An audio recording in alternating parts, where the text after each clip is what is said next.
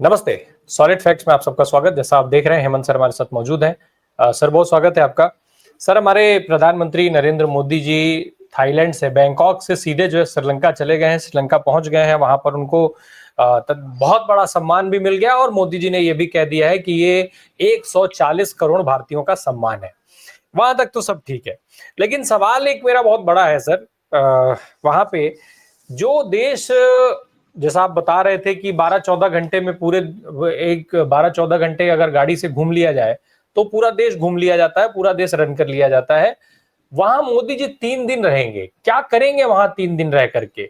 ऐसी कौन सी जरूरत आन पड़ी कि मोदी जी को श्रीलंका जैसे देश में 3 दिन रुकना पड़ रहा है, जब देश में वक्फ संशोधन को लेकर के इतना बड़ा बवाल चल रहा है। उधर बिहार इलेक्शंस होने हैं, उनके अपने एलाइज नीतीश कुमार की पार्टी टूटने की कगार पे पहुंच गई है, उनके अपने एलाइज आरएलडी से इस्तीफे हो रहे हैं, उधर टीडीपी में अलग बवाल मचा हुआ है।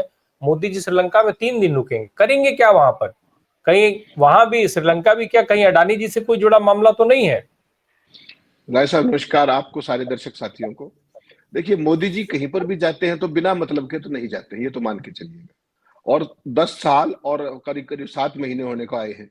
जब भी जिस भी देश में वो जाते हैं, या तो अडानी जी उनके साथ डेलीगेशन में होते हैं, या उससे पहले एक चक्कर माराते हैं, नहीं तो उनके वापस आने के बाद तुरंत जरूर चले जाते हैं। अब जो श्रीलंका में मोदी जी गए हैं, ये आपकी बात बिल्कुल जायज है कि 3 दिन का श्रीलंका दौरा मेरी भी समझ में नहीं आया कि श्रीलंका में इतना ऐसा क्या रखा है।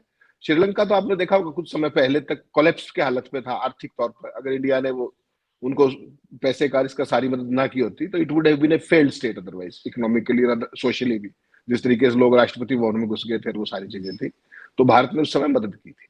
लेकिन जो बेसिकली जो समझ में आया, जब छोटा राष्ट्र है, पड़ोसी राष्ट्र है हमारा, और वहां पर जो सरकार है वो भारत के उतनी कंड्यूसिव नहीं है जो पिछली सरकार थी, ये सच बात है। और यहाँ पर अगर आपको मैं याद दिलाऊं दर्शक साथियों के लिए, निश्चित मान के चलिएगा कि अडानी के बड़े इंटरेस्ट इस देश के अंदर है। और यहाँ पर अभी भी जब मोदी जी वहां गए हैं, वहां अडानी ने करीब करीब 60 अरब रुपया, इंडियन रुपी, $700 मिलियन, तो 60 अरब रुपए के आसपास का एक कंटेनर टर्मिनल बनाया है कोलंबो के अंदर। तो हो सकता है प्रधानमंत्री आइटनरी में तो ऐसा सच नहीं है अभी तक, हो सकता है उसका दौरा करके आए, या क्योंकि इंडियन इन्वेस्टमेंट है, एक तरीके से इंडियन कंपनी है। और सबसे जो इंटरेस्टिंग पार्ट है जो देखा जाना है, वो ये है कि जो भारत, जो अडानी साहब है, इनकी जो अडानी ग्रीन एनर्जी है, आपको ध्यान होगा कि अभी हाल ही में इनका एक एग्रीमेंट टूटा था। वो करीब करीब 28 अरब रुपए का था, $442 मिलियन का। और उसके अंदर वहां पर हमने को विंड एनर्जी बनानी थी श्रीलंका के लिए। तो वो एक तरीके से पहले सरकार ने कहा, इसको नई सरकार जब आई, जो जो अपने जो नए राष्ट्रपति आए हैं दिशा नायक के, ये लगातार इस प्रोजेक्ट का विरोध कर रहे थे जबरदस्त तरीके से। और जैसे ही इनकी सरकार आई, कैबिनेट में ये मामला गया नई सरकार के, और उन्होंने कहा कि जो अडानी ने जो जिस तरीके से उसको ये प्रोजेक्ट दिया गया विंड एनर्जी का, ये 100% गलत है, इलीगल है। क्योंकि उसमें ना तो कम्पिटिटिव बिडिंग की गई, और प्राइस भी बहुत ज्यादा हाई था, बहुत ज्यादा हाई। और यहां तक कहा राष्ट्रपति ने, अभी 3 दिन पहले भी राष्ट्रपति ने एक जिक्र किया है एक जनसभा के अंदर 30 मार्च को। उन्होंने कहा कि जो अडानी ग्रीन ने हमें जो पावर देने की बात की, वो 8.26 सेंट्स पर यूनिट देने की बात की, जबकि दूसरी कंपनी हमें यही बिजली, यही 4.57 सेंट, यानी कि ऑलमोस्ट डबल में अडानी बिजली देना चाह रहे थे। तो जो नए राष्ट्रपति दिशा नायक है, उन्होंने कहा कि पिछले राष्ट्रपति जो थे रानिल विक्रम सिंघे, वो अब भी चाहते हैं कि अडानी का प्रोजेक्ट कायम हो, लेकिन हम नहीं होने देंगे। 30 मार्च को भी कहा उन्होंने। और ये कहा कि प्राइसेस बहुत ज्यादा हाई है। अब आप देखिए मोदी जी वहां 3 दिन क्यों लगा रहे हैं। श्रीलंका इतना बड़ा देश तो है नहीं कि वहां पे 3 दिन लगाया जाए, ना इतनी बड़ी इकोनॉमी है, ना वहां से इतना बड़ा कोई इंडिया और उनका कोई ज्वाइंट वेंचर होने वाला है। सम्मान वगैरह आज मिल ही गया उनको, शीर्षस्थ जो सम्मान था उस देश का, वो उनको मिल ही गया। तो सबकी नजरें श्रीलंका में भी इसी बात पर है, और भारत में तो ही है कि क्या अडानी को मोदी जी वो जो प्रोजेक्ट जो विड्रॉ कर लिया था अडानी ने, क्योंकि सरकार ने काम रिनेगोशिएट करेंगे, अडानी ने चुपचाप उससे विड्रॉ कर लिया बिना कोई शोर शराबा किए। लेकिन इतना आसानी से हार मारने वाले ना तो अडानी है और ना मोदी। तो बेसिकली उस सारे मामले पर किस दिशा में बढ़ता है वो देखना महत्वपूर्ण होगा। क्या उसी प्रोजेक्ट को रिवाइव करेंगे, नंबर एक महत्वपूर्ण बात है, या उसकी बजाय कोई नया प्रोजेक्ट लेकर के आएंगे। क्योंकि जो नई सरकार आई है दिशा नायक राय साहब, इसने जो अडानी का जो दूसरा प्रोजेक्ट था पोर्ट वाला, कंटेनर डिपो वाला, उस पर कोई आपत्ति नहीं की थी, इसलिए वो प्रोजेक्ट पूरा हो गया है, उसको इनॉग्रेशन वगैरह होना है। लेकिन पावर प्लांट में आगे बढ़ते हैं, प्राइसेस का क्या होगा या कोई नया प्रोजेक्ट लेकर के आते हैं, वो अब इस दौरे के बाद में ही पता लगेगा, कि इस समय तो कोई घोषणा करेगा नहीं अडानी की। अडानी वैसे ही बड़े कंट्रोवर्शियल है यूएस के घटनाक्रम के बाद, केन्या में जिस तरीके का घटनाक्रम हुआ। तो कुल मिलाकर के नजरें इस बात पर हैं कि मोदी के इस दौरे से अडानी को क्या मिलने वाला है, क्योंकि मोदी का जब भी कोई विदेश दौरा होता है तो अडानी को जरूर कुछ न कुछ मिलता है। इस केस में भी लोगों की नजरें इस बात पर है। This is very contentious issue in both the countries. तो वहां वहां तो ऑलरेडी सर इशू चल रहा था। अडानी जी, आपको याद होगा, अडानी ग्रीन एनर्जी का एक प्रोजेक्ट था, उसको उन्होंने सरेंडर कर दिया एकदम से। उस पर जांच बैठ गई है। खबर ये है कि उस जांच को रुकवाने की कोशिश हो रही है। दूसरी तरफ एक चीज और चल रही है कि वहां जो है वो कुछ वेस्ट कंटेनर टर्मिनल प्रोजेक्ट का मामला चल रहा है, वो भी एक इशू है। तो क्या जांच रुकवाने के साथ साथ ये नए धंधे का भी मामला है, इसलिए ये 3 दिन लगाने पड़ रहे हैं? और एक और चीज बड़ी इंपॉर्टेंट है, जो आज वर्तमान सत्ता है श्रीलंका की, वहां जो राष्ट्रपति महोदय हैं वो तो बार बार इंडिया के अगेंस्ट बयान देते हैं। तो जब अगर अगेंस्ट बयान देते हैं तो इसका मतलब है कि उनको समझाना, उनको ग्रिप में लेना बहुत आसान काम नहीं है। क्या इसलिए 3 दिनों की जरूरत पड़ रही है? नहीं, निश्चित तौर पर वही तो कह रहा हूं कि 3 दिन श्रीलंका जैसे छोटे देश में भारत का प्रधानमंत्री, मतलब समझ से बाहर की चीज है कि वह 3 दिन वो क्या करेंगे। आपने 2 प्रोजेक्ट्स का जिक्र किया, मैं उसी की बात कर रहा था कि कंटेनर डिपो वाला जो प्रोजेक्ट है 60 अरब रुपए का, वो कंप्लीट हो गया है, उस पर आपत्ति नहीं है उनको। That is already completed now. वो अडानी जो पोर्ट से उसका मामला है ये, तो उसमें कोई समस्या नहीं है। असली समस्या जो मैंने बताया वो आप जो कह रहे हैं अडानी ग्रीन एनर्जी वाला है, जिसमें इन्होंने हम्म। विड्रॉ कर लिया था। क्यों? क्योंकि जो नई सरकार दिशा नायक की, वो इसको रीनेगोशिएट करना चाह रही थी, दोबारा मोल भाव करना चाह रही थी। अडानी उसके लिए तैयार नहीं थे, क्योंकि अडानी की प्रॉब्लम क्या है कि वो जो भी इस तरीके के प्रोजेक्ट लेते हैं, वो दाम अपने मनमर्जी के लगाते हैं। आप भूल रहे हैं शायद, बांग्लादेश के साथ भी यही ड्रामा हुआ था। जैसे ही सत्ता बदली, उन्होंने अडानी की पूरी बिजली बंद कर दी। और देखिए आप, वो बड़ा इंटरेस्टिंग प्रोजेक्ट था, झारखंड के अंदर प्रोजेक्ट, बांग्लादेश को बिजली।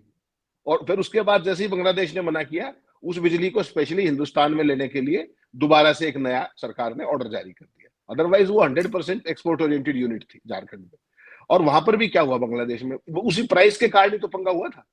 और आज भी बांग्लादेश अगर भारत को आंख दिखा पा रहा है, आज भी वहां हिंदुओं के साथ जो कुछ हो रहा है और सरकार बोल नहीं रही है, तो उसका सबसे बड़ा कारण यही है कि अडानी का मामला वहां पर फंसा हुआ है। पैसे बहुत ज्यादा फंसे हुए उसके। तो वहां पर बांग्लादेश में ये स्थिति है। यहाँ श्रीलंका में उसने चुपचाप विड्रॉ कर लिया अपने पूरे इस प्रोजेक्ट को ही। इसीलिए अब मोदी जी इसी प्रोजेक्ट को रिवाइव करवाते हैं, जांच रुकवाते हैं, या कोई नया प्रोजेक्ट उसको मिलता है। वो देखने वाली, बहुत करीब से देखने की बात होगी कि वो मामला किस दिशा में बढ़ता है। पोर्ट वाला प्रोजेक्ट ऑलरेडी क्लियर है, वो पूरा हो चुका है लगभग। एक और चीज दिखती है सर कि वर्तमान समय अगर हम हालात को देखें वैश्विक स्तर पे, तो भाई मोदी जी अमेरिका गए, उनके प्रिय मित्र ट्रम्प साहब, जो बार बार my dear friend Modi ji जिनको करते थे, नमस्ते ट्रम्प जैसा कार्यक्रम करवाया गया। उन्होंने जितनी बेइज्जती सोची जा सकती है उससे कहीं आगे बढ़ करके बेइज्जत किया। यूरोप में ऑलरेडी बवाल मचा हुआ है। रशिया की स्थिति देख ही रहे हैं। चीन इधर अपनी जो है लाल आंख दिखाई रहा था, अब तो उसके आगे की कहानी शुरू हो गई है। बांग्लादेश जैसा देश जो है वो चीन की गोद में बैठ करके और आपको घुड़की दे रहा है। वो कहता है कि भाई हम आपके स्टेट से, और वहां तक वो आपके स्टेट के ऊपर कमेंट कर रहा है और उसको मोदी जी डिनर करवा रहे हैं और ये सारी चीजें हो रही हैं।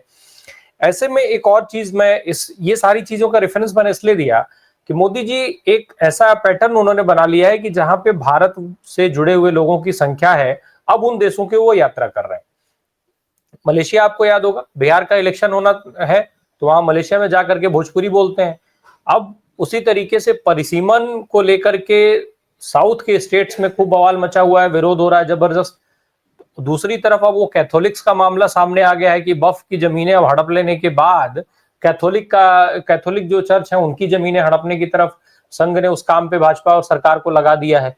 तो इन सारी चीजों का अब वो जो है उसको कहीं ना कहीं ढकने के लिए, कवर अप करने के लिए क्या श्रीलंका चले गए हैं? क्या श्रीलंका का दौरा उस नजरिए से देखा जा सकता है? नहीं राय साहब, देखिए बेसिकली क्या है कि अमेरिका के साथ जिस तरीके के हालात हैं, जो यूरोप में जिस तरीके की अनसर्टेनिटी है, तो श्रीलंका, अभी देखिए इससे पहले मॉरिशस भी गए थे। मॉरिशस जाकर के वहां का भी सर्वोच्च सम्मान लिया उन्होंने उस तरीके से। और वहां पर भी आप देखिए, सबसे इंटरेस्टिंग बात क्या है कि मॉरिशस के अंदर जो आबादी है वो मैक्सिमम बिहार के ही लोग हैं, जो आज से 2-3 पीढ़ी पहले वहां गए थे खेती के हिसाब से।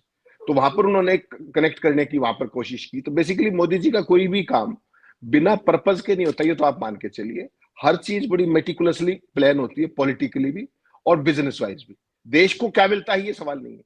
देखिए मोदी जी की विदेश नीति क्या है अपने को समझनी पड़ेगी बहुत ही ब्रीफ में। एक तो एक ऑप्टिक्स क्रिएट करते हैं कि वो विश्व विश्व गुरु है। वहां पर तमाम हिंदुस्तान के एम्बेसी को कहा जाएगा भाई 500 700 हजार लोगों को बुलाइए। कहीं सिविक रिसेप्शन होगा, कहीं एयरपोर्ट पे हाथ हिलाए जाएंगे, कहीं किसी को ऑटोग्राफ दिए जाएंगे। वो एक खास तरीके का एक नैरेटिव बनाया जाता है। तो सब उस जनता के पैसों से, जनता के ऑब्वियसली पैसों से। 100% दैट गोज विदाउट सेइंग, वो एम्बेसी के जरिए। और अब तो एम्बेसियों से सूचना भी मांगनी शुरू कर दी लोगों ने कि बताइए कितना खर्चा हुआ। That is very interesting to see. तो उसमें क्या है कि मोदी जी का स्वागत होता है, बैंड बाजा बजता है। आज सुबह से आपने डॉगी मीडिया देखा नहीं क्या कह रहा है कि मोदी जी का तोपों की सलामी से सम्मान हुआ है, स्वागत हुआ है। तो there is nothing great about it. आप इतने बड़े देश हैं, वो छोटा सा पड़ोसी देश है, मान सम्मान। अब मॉरिशस गए तो वहां के राष्ट्रपति प्रधानमंत्री भी रिसीव करने आ जाएंगे, नथिंग ग्रेट अबाउट इट। छोटे देशों के लोग आते ही। लेकिन यहां हर चीज में मोदी जी की यात्रा का देश को क्या लाभ हुआ, इस पे कभी आप डॉगी चैनलों पे नहीं सुनेंगे, किसी नैरेटिव में नहीं सुनेंगे। केवल मोदी मोदी और मोदी की विदेश नीति है। चाहे ये हो चाहे जयशंकर हो, वो इनके फुल टाइम पीआर देखते हैं कि भाई कहाँ कहाँ क्या क्या इवेंट हो सकती है। और पीछे तो उन्होंने एक अपना ही फोटो लगा दिया था, एक लंदन में शायद लगाया था कि भाई लंदन में सुबह जब मैं वॉक कर रहा था मुझे कुछ भारतीय समुदाय के लोग मिल गए, अगर आपको ध्यान हो तो उस टाइम हम हंस रहे थे कि भाई इतनी हिम्मत कैसे होगी कि मोदी के मंत्री की अपना ही फोटो लगा ले मोदी के अंदाज में। तो बेसिकली क्या है कि मोदी जी ने एक विदेश नीति को एक खास तरीके अपने भक्तजनों के लिए एक बहुत बड़ी ऑप्टिक्स के रूप में एक इवेंट के तौर पर लगातार यूज किया है पिछले पौने 11 साल में। लगातार आप कोई भी देश देखिएगा, वहां अमेरिका में व्हाइट हाउस में मोदी जी को कोई लेने के लिए कोई इंटर्न आई थी ट्रंप की, तो उस घटना को दबा दिया गया। वहां मोदी उसने ट्रंप ने क्या कहा, कोट एंड कोट, कि we missed you badly in सितंबर लास्ट ईयर। तो उसने कहा वी मिस्ड यू बैडली उतना रख लिया, बाकी को एडिट कर दिया। और पूरे देश में क्या चला दिया गया कि ट्रंप मिस्ड मोदी बैडली। तो ये एक खास तरीके का अंदाज है आईटी सेल का जिसको वो प्रयोग करते हैं। अब जो आपने कहा कि बेसिकली क्या है कि देखिए वर्ल्ड में जो ट्रंप के कारनामों के कारण जो अनिश्चितता का दौर है, अब क्या करें। अडानी भी समस्या में फंसे हुए, एक्सपेंशन करना है, इससे बढ़िया मौका नहीं आएगा उनके लिए। भाई जब तक मोदी है तभी तक तो अडानी की मौज है कि जहां दुनिया में चाहे जो चाहे कर सकते हैं। तो यूएस के अंदर जब फंसे थे, आपको ध्यान होगा जब इंडाइटमेंट फाइल हो गया अडानी के खिलाफ, वो जो इंडिया में रिश्वत देने का वो सारा मामला, तो उसके बाद केनिया के राष्ट्रपति ने भरी संसद के अंदर, आपको ध्यान होगा, प्रोजेक्ट विड्रॉ किया था इनसे कह करके कि we will not allow him. Kenya में जो उस एयरपोर्ट का जो एक्सपेंशन था, आपको ध्यान होगा, वो भी अरबों डॉलर का प्रोजेक्ट था, अरबों रुपए का प्रोजेक्ट था। उससे इनको बाहर कर दिया था। बांग्लादेश से ऑलरेडी बाहर हो चुके हैं। ऑस्ट्रेलिया के अंदर लगातार विवाद चल रहा है। श्रीलंका के अंदर प्रोजेक्ट विड्रॉ करना पड़ गया। तो अब करें तो करें क्या अडानी। इसलिए मोदी जी ने सोचा भाई 3 दिन वहां लगा लेते हैं, यहाँ तो इंडिया में तो कुछ लंबा चौड़ा हो नहीं रहा। जो आप बात कह रहे हैं कि भाई वहां पर ये हो गया, आरजेडी में जेडीयू में फला, मोदी जी को इन बातों से क्या परवाह है। वो काम सारा चाणक्य का है, चाणक्य देखते रहेंगे उस चीज को, कहाँ तोड़ फोड़ करनी है, कहाँ क्या करना है। बिहार का चुनाव का तो मैंने आपको बहुत पहले बताया था कि चुनाव से पहले नीतीश कुमार का पटनायक बना दिया जाएगा। चुनाव तक इंतजार नहीं करेंगे, वो केवल एक सिंबॉलिक हेड रहेंगे। उसके बाद होना उनका वही है जो महाराष्ट्र में सिंधे का हुआ था। तो ये सारी चीजें मोदी जी खुद नहीं करते। मोदी जी तो एक लॉन्ग टर्म की प्लान बता करके और निकल जाते हैं भ्रमण पे, तो निकले हुए। लेकिन श्रीलंका में 3 दिन क्या करेंगे, ये किसी की भी समझ से बाहर है कि 3 दिन वहां पे ऐसा क्या एजेंडा हो सकता है, कि ऐसी क्या आइटनरी हो सकती है। This is just beyond comprehension जिन्होंने नहीं, विदेश अभी मंत्रालय कवर किया है। अभी अभी वहां गए हैं, अभी वहां कुछ तमिल में बोलेंगे, कुछ स्पीच करेंगे तमिल में, तमिल से लोगों को कनेक्ट करेंगे ताकि ये कैथोलिक का जमीन हड़पने का मामला दब जाए, ताकि परिसीमन का मामला दब जाए, कुछ सेंटिमेंट डेवलप करने की कोशिश करेंगे। नहीं, ये तो बहुत बड़ा मामला आ गया साहब। और इसमें इंटरेस्टिंग बात और बता दूं आपको, जो ऑर्गेनाइजर में जो आर्टिकल छपा था, जो आरएसएस का मुखपत्र है अंग्रेजी का, उसको हटा लिया गया है। ये आपको शायद जानकारी होगी। पहले उसको ऑनलाइन वेबसाइट से हटा लिया गया है उसको। और ये बात अगर आपको ध्यान हो, 4 दिन पहले जब वक्फ का पूरा मामला चला, उस समय ये बात संसद में तमाम लोगों ने कही थी कि नंबर सबका आएगा। अभी मुस्लिम्स का है, अगला नंबर क्रिश्चियंस का होगा। और वो जो आर्टिकल को अगर आप पढ़ेंगे ध्यान से, तो बेसिकली क्या है कि उस रियल एस्टेट जो इनके पास है, अपना क्या नाम है, मिशनरीज के पास, खासतौर पर क्रिश्चियंस के पास, उसकी कीमत भी लिखी हुई है उसमें 20,000 करोड़ के आसपास। तो बीजेपी और आरएसएस मुस्लिम्स का काम पहले कर दिया है वक्फ के जरिए। अब इस पे करेंगे चुपके से, उसको आर्टिकल को विड्रॉ करने का क्या मतलब है। दोनों ही चीजें खतरनाक है ना, साहब समझना पड़ेगा। पहले तो उसको छापा, जब उसमें कंट्रोवर्सी हुई तो इसको विड्रॉ कर लिया, यानी कि मंशा साफ है, स्वीकार करने में दिक्कत है, इसलिए इसको विड्रॉ कर लिया। ये बात निश्चित थी कि ये मुस्लिम्स वाले मामले के बाद इनका नंबर आना ही था। देखिए, आरएसएस के मूल के अंदर 3M से उनको बहुत सख्त चिढ़ है, 3M से since their inception. Number 1 missionaries, जो ये कैथोलिक है, बेसिकली तो सबसे पहले तो मुस्लिम से, नंबर 2 पे मिशनरीज आते हैं, उनका नंबर अब है कैथोलिक, और तीसरे नंबर पे मार्क्सिस्ट। तो फर्स्ट एम को निपटा चुके, थर्ड एम को निपटाने की मार्क्सिस्ट भी कहीं बचे नहीं देश में ढूंढने से भी, बीच वाले बचे हैं, इनके लिए अपना एक आर्टिकल लिखा और उसको विड्रॉ करा लिया, मैसेज साफ चला गया। अब आपके पास एक गुंजाइश बच गई कि नहीं नहीं ऐसी कोई बात नहीं, जबकि सवाल यह कि वो आर्टिकल छपा कि उसकी टाइमिंग बड़ी इंपॉर्टेंट है, उधर से वक्फ हो रहा है, इधर से वो आर्टिकल छप रहा है, और ऑर्गेनाइजर में या क्या नाम है पंचजन्य में कोई भी एक शब्द भी बिना एजेंडे के नहीं छपा करता। ये आप भी इतने पुराने आदमी, आप भी समझते हैं चीजों को कि वो इनके लिए एजेंडा सेटिंग का काम करते हैं। तो ये नए नए प्रोजेक्ट्स पे काम करते रहते हैं, लगातार है इनका धंधा ये, पहले कर दो फिर डिनायल कर दो उसका कि नहीं नहीं इससे कोई ऐसा कुछ नहीं, और इसमें तो ये बोलेंगे भी नहीं। क्यों? उसका भी देखना पड़ेगा आपको। नॉर्थ ईस्ट के अंदर बहुत बड़ी संख्या में क्रिश्चियंस है, ऐसे ही साउथ इंडिया में भी बहुत बड़ी संख्या में क्रिश्चियंस है, तो उनका वो लूज ना कर जाए इमीडिएटली, इसलिए अब ये मिडल पाथ अपना लेंगे फॉर द टाइम बिंग, क्योंकि एक्सपोज हो गई। और अब तो राहुल गांधी ने इशू को उठा दिया कि हम तो पहले ही कह रहे थे कि मुस्लिम्स के बाद इनका नंबर है। तो बीजेपी और आरएसएस पूरी by virtue of their training and inception they are anti minorities in all senses. वो हिंदुस्तान के अंदर एक खास तरह का ऐसा हिंदुत्व जो राजनीतिक हिंदुत्व है, धार्मिक हिंदुत्व नहीं है, वो भूल जाइए उसको। वो हिंदुओं के इतने बड़े खैर खुआ होते तो बांग्लादेश में हिंदुओं की हालत ना होती। इंदिरा गांधी ने drop of the head Bangladesh बनवा दिया था, यहां तो बयान देने में परेशानी हो रही है आपको। भाई पाकिस्तान से आप बात नहीं करते, और हमारी 7 ईस्टर्न स्टेट्स जो है नॉर्थ ईस्ट की, उनको कहते हैं कि लैंडलॉक्ड स्टेट्स है। वहां का यूनिस, उसकी इतनी हिम्मत, और आप उसके साथ डिनर कर रहे हो, हाथ मिला रहे हो, फोटो खिंचवा रहे हो, और भक्त लहलोटे। तो समझना पड़ेगा, ये हमारी आपकी जिम्मेदारी है कि हम लोगों को बताएं कि कौन सा राष्ट्रवाद है, ये कौन सी एकता की बात कर रहे हैं, कौन सा हिंदुत्व है। कोई हिंदुत्व नहीं, इनका राजनीतिक है सब कुछ। Everything is with the pre determined motive, everybody understands it. ये अपनी तरफ से भक्तों के जरिए इस नैरेटिव को पेडल करते रहेंगे, लेकिन हकीकत है कि श्रीलंका दौरे के पॉलिटिकल के साथ साथ बिजनेस ओवरटोन्स भी हैं जो सीधे न सीधे कहीं ना कहीं अडानी से जुड़े हुए। नहीं, एक चीज समझना चाहेंगे सर, अडानी जी के गले पर पैर तो अमेरिका ने भी रखा हुआ है, और वहां भी ट्रंप साहब को खुश करने के लिए तमाम कोशिशें की जा रही हैं। क्या कुछ नहीं किया गया, लेकिन ट्रंप साहब दित तमाचा टैरिफ पे टैरिफ लगाए दिए चले जा रहे हैं, और हर तरीके से जो कुछ भी वो कर सकते हैं आपको नतमस्तक कराने से लेकर के और आपकी बेइज्जती करने तक, वो सारी चीजें कर रहे हैं।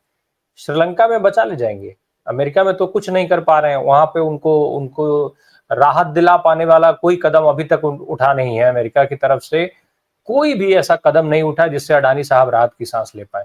लेकिन क्या श्रीलंका में बचा पाएंगे मोदी जी? यह आसान है रिलेटिवली राय साहब, छोटा देश है, पड़ोसी देश है। हालांकि दिशानायक की सरकार मूल रूप से इंडिया के खिलाफ है, मूल रूप से उसका जो परसेप्शन है, जो उसका पूरा चुनाव प्रचार है, वो भारत के खिलाफ ही लगातार प्रचार करके सत्ता में आए। रनिल विक्रम सिंह तो प्योरली हमारी तरफ थे, तभी तो हमने उनकी मदद की, उनको इतना डॉलर के हिसाब से मदद की, उनको बचाया, नहीं तो बैंकरप्ट हो जाता है श्रीलंका। तो ये जो दिशानायक की सरकार है, ये बेसिकली हमारे खिलाफ है। लगातार रह रहकर अभी आज मोदी जी वहां पर हैं, सर्वोच्च सम्मान पा रहे हैं। 30 मार्च का उनका भाषण निकाल के पढ़ लीजिए, क्या कह रहे हैं कि विक्रम चाहते हैं रानिल सिंह के अडानी का प्रोजेक्ट रहे, लेकिन हम तो नहीं किसी कीमत पे देंगे, वो इलीगल था, उसके लिए कोई बिडिंग नहीं थी, कोई कॉम्पिटिटिव प्राइसिंग नहीं थी, आधे रेट पे दूसरी कंपनी बना रही है। और एक सेंटेंस बड़ा इंपॉर्टेंट का जो लगातार उनकी पार्टी कहती है, वो ये कहती है कि इंडिया इज ए बुली। अभी तक पूरी दुनिया में इंडिया को बुली नहीं कहा जाता था, लेकिन दिशानायक की पार्टी भारत को लगातार चुनाव प्रचार में भी अदरवाइज भी लगातार बुली कहती है। फिर भी उसके बावजूद भी मोदी जी को सर्वोच्च सम्मान जो किसी विदेशी को मिल सकता है वो दिया। क्यों? क्योंकि हम उनके नेक्स्ट डोर नेबर हैं, बड़े देश हैं, और हमारे साथ उनके बहुत बड़े पैमाने पर बिजनेस इंटरेस्ट जुड़े हुए। लेकिन श्रीलंका में अडानी को बचा भी ले जाएंगे और नया प्रोजेक्ट भी दिला पाएंगे। नहीं हाँ, ये जरूर होगा होगा कि जो जिस तरह की शर्तें पिछली सरकार में डबल रेट पे बिजली देने की बात कर ली थी, उतना लीवे शायद ना दे रही सरकार, क्योंकि उनको भी इन्वेस्टमेंट। मैं पूछना ये चाह रहा था सर कि अमेरिका ने जिस तरीके से गर्दन दबा करके और ये कहा कि हमारा ये सारा कबाड़ तुम खरीदोगे, फिर रूस से तेल जो खरीदा जा रहा था उसको बंद करा के कहा कि तेल हमसे खरीदोगे, उसके बाद कृषि से लेकर के तमाम उसमें टैरिफ ठोक दिया, ईवी पर जो 110% टैक्स हुआ करता था उसको 15% पर ला करके खड़ा कर दिया। ये सारी चीजें देख करके श्रीलंका ने प्रेरणा ले ली कि मोदी जी और भारत को टारगेट करो, इनको विरोध दर्शाओ, उसके बाद इनसे अपना मनमाना अपने हिसाब से बार्गेन करो। क्या वो वाली स्थिति फिर सामने खड़ी नहीं हो जाएगी? नहीं, श्रीलंका की उतनी हैसियत नहीं है राय साहब। श्रीलंका रिलेटिवली सर छोटा देश है। हैसियत ना हो, लेकिन जब अडानी जी, जहां मामला अडानी जी फंसेंगे तो वहां क्या मोदी जी के पास ऑप्शन रहेगा क्या?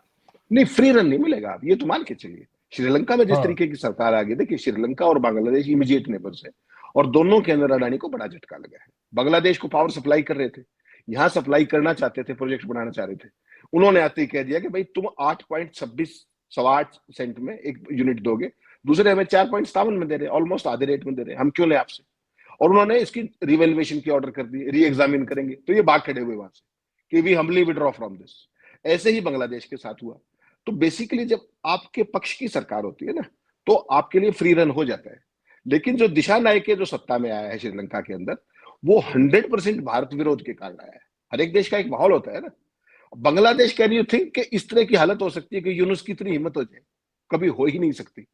वो चाइना की गोद में बैठ करके उसने वो बकवास की, और जो आपने बर्दाश्त कर ली। अदरवाइज बहुत सीवियर श्रम आना चाहिए था। भारत के विदेश मंत्रालय ने चूम ही नहीं की। और अमेरिका में जब मोदी गए थे, अगर आपको ध्यान हो, उनसे मुलाकात से एन पहले ट्रंप ने क्या कहा था? 2 घंटे पहले ट्रंप ने कहा था अगर इंडिया को बाज नहीं आता तो हम रेसिप्रोकल टैक्स लगाएंगे। मुलाकात से 2 घंटे पहले। और यहां मोदी के जाने से पहले जब ये गए हैं बैंकॉक, उसकी मुलाकात से ठीक पहले दिन उसने ये बात कही कि भारत का नॉर्थ ईस्ट सारा लैंडलॉक्ड है। तो ये बात आपको समझनी पड़ेगी कि पूरी, ये आपने बिल्कुल ठीक कहा कि दुनिया जो है हिंदुस्तान का मजाक उड़ा रही है अब अपने अंदाज में, किसी की गोदी में बैठ के, किसी के कहने से, किसी के पॉलिटिकल कंपल्शन से। तमाम तरह के फैक्टर्स होते हैं डिप्लोमेसी के अंदर। एक बात आप निश्चित मान के चल सकते हैं, जयशंकर और मोदी ने जो भारत की जो विदेश नीति थी उसका मटिया मेट ऑलरेडी कर चुके हैं। वो ना कोई पड़ोस में आपका कोई नाम लेवा है, आप खुद के विश्वगुरु हैं बस।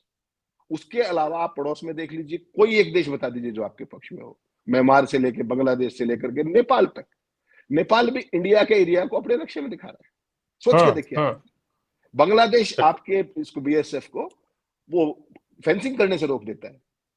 श्रीलंका कहता है कि India is a bully country, sitting president, और वही श्रीलंका मोदी जी को सबसे बड़ा सम्मान दे रहा है। तो बिटवीन द लाइन समझना पड़ेगा। अडानी के लिए भी ये स्थिति संकट की है। जब पड़ोसी, ये जो बड़े पड़ोस वाले देश है ना, यहीं पर अडानी की ज्यादा खेल हो सकता था। चाइना को आज भी कोयला सप्लाई करते हैं, ऐसी बात नहीं है। इंडोनेशिया को आज भी करते हैं, ऑस्ट्रेलिया में भी करते हैं, बांग्लादेश में, चाइना में। लेकिन जो फर्दर एक्सपेंशन की बात थी वो तो ठप हो गई ना। केन्या ने जैसे ही अपने एयरपोर्ट एक्सपेंशन से विड्रॉ करवाया, तो आप समझिए क्या बीती। उसके तुरंत बाद बांग्लादेश हो गया, बांग्लादेश के बाद श्रीलंका हो गया। तो अब नए वेन्यू ढूंढने पड़ेंगे, तो मोदी जी की विदेश यात्राएं भी बढ़ जाएंगी स्वाभाविक तौर पर। यही सारा खेल है। लेकिन अडानी के लिए मान के चलिएगा, आने वाले समय में फ्री रन इतना आसान नहीं है, क्योंकि भारत की जो विदेश नीति है उसका मटियामेट ये लोग ऑलरेडी कर चुके हैं। बिल्कुल, ये समझना पड़ेगा। अब ये जो परिस्थितियां हैं वो इतनी आसान नहीं है। मोदी जी किसी भी देश में जाए, या जिस तरीके के आरोप लगते हैं, जिस तरीके के संबंधों का आरोप लगता है, और मोदी जी ने जो जवाब अमेरिका में दिया था, उससे एक चीज साफ हो गया है कि अडानी जी जहां भी कहीं फंसेंगे, अगर वहां उस देश को बार्गेन करने का मौका मिलेगा तो बहुत हार्ड बार्गेनर के तौर पे सामने आएगा और जबरदस्त रूप से बार्गेनिंग करेगा। एक और चीज का जिक्र मैं कर दूं, शायद हेमंत सर, मैंने आपसे सवाल पूछते समय जब मैं बात कर रहा था तो वो मॉरिशस की जगह मैंने मलेशिया का जिक्र कर दिया था, तो वो मैं भूल सुधार भी कर ले रहा हूँ आपसे। बहुत बहुत धन्यवाद सर ये सारी बातचीत करने के लिए हमसे, क्योंकि और देखने हैं कि इन 3 दिनों में क्या कुछ निकल करके आता है। Thank you so much sir. Thank you.